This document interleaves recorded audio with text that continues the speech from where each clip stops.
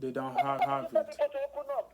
Definitely, because for example, imagine a place like China. Just to add a little idea, a place like China, where there was high numbers of cases, though there were still some researchers still, there were still this news online that the Yes. numbers of dead people that was released by China government, first, it wasn't really the real numbers, No, it according, wasn't yeah. really the real number. You are right. Yeah, according to when I was reading some Italian researchers, what they said, according after the coronavirus cases, the numbers of names of people that will receive, I don't know, the flowers of their dead, the siblings and all those ones, they were more than 40 something thousand. So that is to tell you that the numbers of dead people that China had were more than 40 something thousand. But apart, let's not discuss much on that.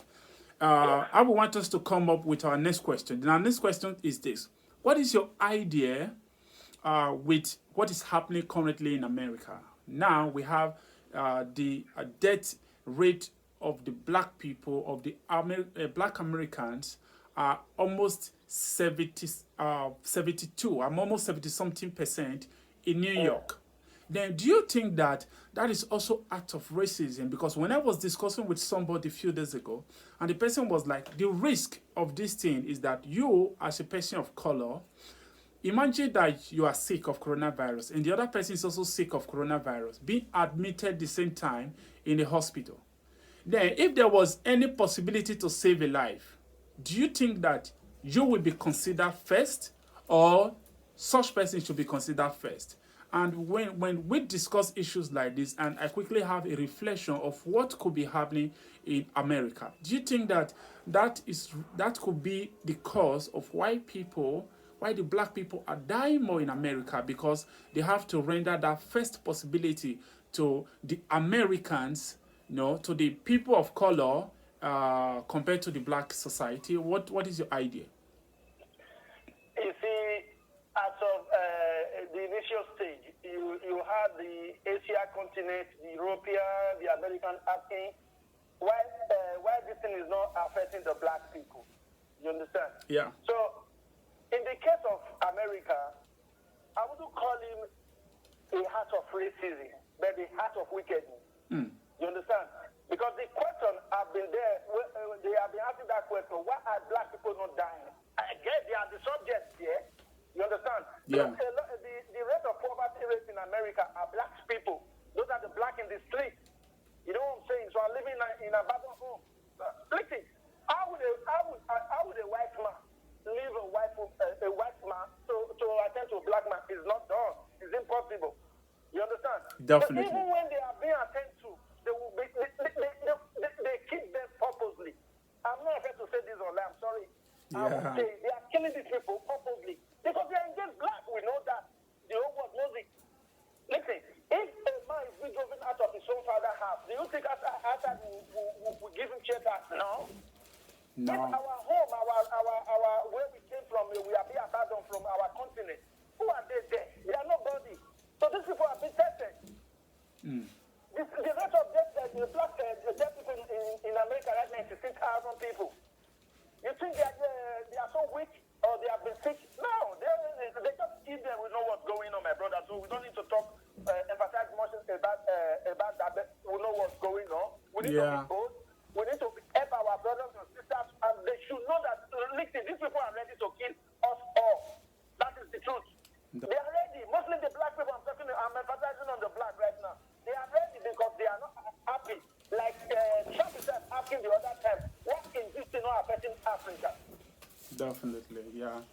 But not up to 3 weeks. 16,000 black Americans are dead in America. This is not racism, it's wickedness. Definitely. So what? Okay. Yeah, I'm listening. There's a difference between racism and wickedness. You understand? Yeah. They are wicked. You see, they say, let's say sorry, we have to say sorry for the evil we've done to them. No, let's eliminate these people. So we should be sincere. Like a boy the other time in Ghana, boy that died in somewhere here in Italy. Yeah. He was sick at home for like 3 weeks without any medical care. But do you know the day they came to attend to him, that's when they died. Definitely. So, what could be your, for example, now, what could be your generally, what is your own, what is your own opinion concerning Africa? You know, because currently we having situation whereby people are calling for the test to be started in Africa, that vaccine should be taken to Africa, and you know we also have the fear that with the situation that the Africans are living, it will be, I don't know, I really don't have the right word to use, but generally the coronavirus issue, what could be your advice to Africans living in Africa? Yes, Africans living in Africa, we have good doctors. You understand what I'm saying? Yeah. We have our head, which is very useful. Listen, these people taking their vaccine to Africa, no, it's like they are going to Africa to keep them all. Okay, let me give you an example. When the China, when they send their so-called whatever to the Spanish government decided to return everything they sent to them because it was so fake. Yeah. Okay, the Chinese are going to Africa because they care for Africa. They are going to Nigeria because they care for Nigeria to help Nigerians. When they are killing Nigerians In their country, which is, yeah, definitely. Listen, Yeah. I'm sorry to say this. I'm a proud Nigeria boy, but I'm sorry to say this. There's no politics in Nigeria. Nigeria is my country. It's a fake country. It's a fake. Everything about Nigeria. Listen, that man we have there is not. Is that a man? No, that person we have there is dead among the living. This guy know what he's doing. You can invite people that are killing your people to come to your country to save who? I have my Definitely. father, my mother there, just like you. But the past 1 month, they have been controlling it. It's only 10 cases, 10 victims. You understand what I'm saying? Yeah. So they are coming to Nigeria. It's of no use. My brother, it's of no use. Definitely, because to what I understand, just like what you were saying now, because few days back we have situation that what was happening in China, where the Nigerian people, they were, you know, they were forced, you know, because if the China government decided to force them and quarantine them, take their Yes. passport from them, was Yes. a little bit like, will I call it, they kind of like embarrass them entirely. Let me just use the word embarrass. They embarrass them, you know, before the interference of the embassy, that of Nigerian embassy in China. And at the same time, the same week, we were having China being received by Nigerian government because they see them as the savior, which is the current savior, just like what we have there when we have, just like we have it then here in Italy. Do you think that that was a good step, or it would have, or till now the Nigerian government have failed to say something, you know, about that? Do you think that it's a good step, or do you think that it shows the weakness in government in not just Nigeria as a nation, and likewise other African countries that are also experiencing similarities and refuse to speak? Let me answer the question for Nigeria first. As of Nigeria, the China did not embarrass us, but our government embarrassed us. You understand what I'm saying? Yeah. Because if our government are with us, China cannot be against us. Definitely. If our government are holding on us, China cannot be against us. You understand what I'm saying? Yeah. Our government is not saying anything about it. They deceive them. They are always showing that. I don't know the mother was showing the video, the way they are treating Nigeria. We like your effort. When Nigeria has been put on the battlefield without a protection, being evacuated from evicted from their home, from their hotel without visas, taking their international. They are not supposed to take their international passport out their hands. That was a big error. Yeah. Then our government, they gave them a magnificent welcome, like the king of the world. They are not talking about it because they invited to come and kill more. If Boko Haram cannot do it, they can't do it. So they just decided to do more. We can save ourselves, my brother. Definitely. This is the time for we Nigerians, we youth, we leaders of today to stand up. It's not by talking, it's not by praying. It's time for us to stand up for our right, because Nigeria is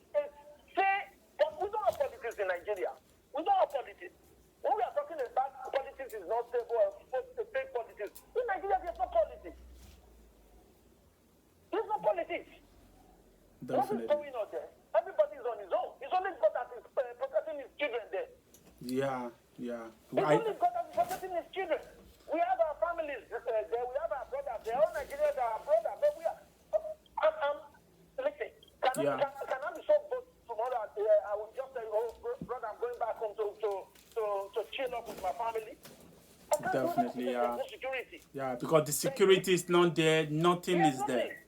But yeah, I'm complaining that they are maltreating me, but I'm safer here. But if my home is okay, I would have turned back to my home. That is it. That is just so the what fact. Is going on in Nigeria? The only thing that is going on in Nigeria is God. We just need God, and we need to stand. Listen, let me give an example. Sorry that I'm going a little. No problem at all. Let me give an example about the Syrians. They fight for their rights. Look at Nelson Mandela. He stands firm and fought. You understand? You will see us Nigerians today who say God, they pouring this out, costing your country, costing your state country. We need to stand up this time. We need to stand up. Listen, this is just the beginning. Because if you are not standing up, nothing's going to be done. Definitely. Nothing's going to be done. Everyone will be saying his opinion, talking this and that. What's going on is going on. I do agree with your point of view, you know. I do agree with your point of view. Just for we to round up the whole talk for today, please, what is your advice for the world today? Because this is, you know, both not just like a crisis, not just like a problem to the health issues alone, you know, it's a problem that, you know, psychological problem entirely. To some people who have worked for like 30 years now, they've been forced to stay at home, and some of them have a little bit fed up, and they feel that, come on, I can no longer stay at home, I can do this, I want to go out, blah blah blah. What is your advice for everyone across the world today? What is your advice concerning coronavirus? No, my advice to everyone around the world, he said, as he said in the word of God, he said, don't put God on his head. Yeah. Stay safe. Social distance is very important. The head itself is pollute. Yeah. Going out of frustration or ignorance, I don't know what to say, is a big hell of mistake, because half death is dangerous. But there are many that need to survive. Definitely. I guess they will have wisdom to do whatever, any decision they take, they need to apply wisdom. Definitely. You understand? Yeah. Head comes first. Social distance is very important. Washing your hands always with this sanitizer is very important. Cleaning yourself, and I will advise is nobody, I beg again, I'm begging the whole world, nobody, out of ignorance, take any of this their vaccine, because these people are up to something. This is my advice to the world. Everybody should please take good care of himself, be prayerful, believe in God. This thing will come to pass. Definitely. Thank you very much. And for the last question is this, not just a question. What is your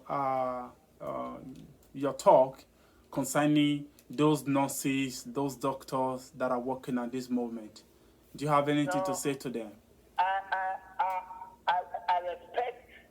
respect them. I adore them because they are the heroes of this generation.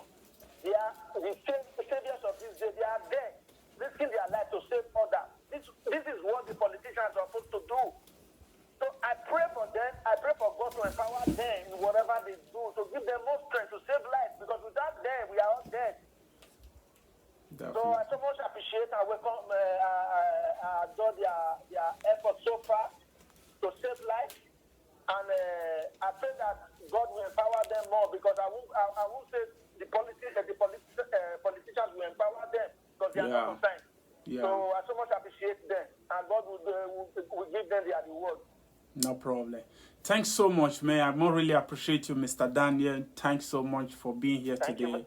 And I must say, God bless you. We're looking forward to have you next time. Why not? We can always discuss like this. Okay. Yeah, thanks a lot, man. Thanks so much. Thanks, you. See you. So, thank you, ladies and gentlemen. And as you can see, this is it was a great day today. You know, I'm so blessed to have Mr. Daniel around. And don't forget, we will always, you know, raise our opinions on issues that we feel needs to be addressed. So why we'll be inviting different people and at the same time to always share their own ideas.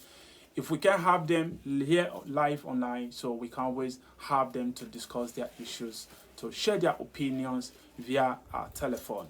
And don't forget to subscribe to this YouTube channel. Don't forget to follow us on our Facebook page, and you will be glad you did. Thank you very much. Thank you, ladies and gentlemen. See you soon.